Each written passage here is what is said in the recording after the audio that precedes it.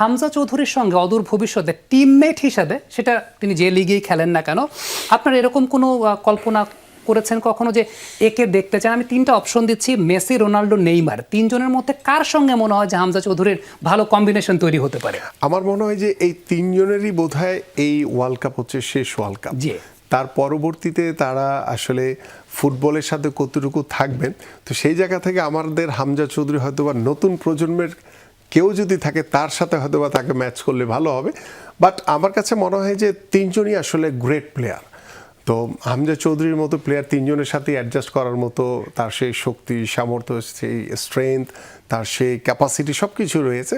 So আমরা আশা করি যে আমাদের দেশে যাতে হামজা চৌধুরী আরও অনেক বেশি তৈরি হয়, আমরা সেই প্রত্যাশা করি। এবং যেমনটা আমিনুল ভাই বলছিলেন যে হামজা চৌধুরীর সবার সঙ্গে অ্যাডজাস্ট করার ক্যাপাসিটি আছে, আমরা একটু দেখতে চাই যে হামজা চৌধুরীর সত্যিকারের অর্থে সবার সঙ্গে অ্যাডজাস্ট করার ক্যাপাসিটি আছে কিনা একটু আমরা দেখবো, যে হামজা চৌধুরী আসলে কি কেমিস্ট্রিটা কেমন হয় বা তিনি অ্যাডজাস্ট করতে পারেন কিনা।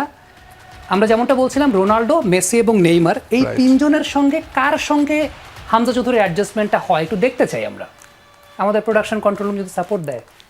নেইমারের সঙ্গে অ্যাডজাস্টমেন্ট তো বেশ ভালো, মনে হচ্ছে দুজন বন্ধু, অনেক দিনের পুরনো বন্ধু। একটু দেখতে চাই যে অন্য কারোর সঙ্গে হয় কিনা, বাকি দুজনের সঙ্গে কেমন হয়। মেসির সঙ্গে বেশ ভালো বন্ধুত্ব দেখতে পাচ্ছি, রাইট?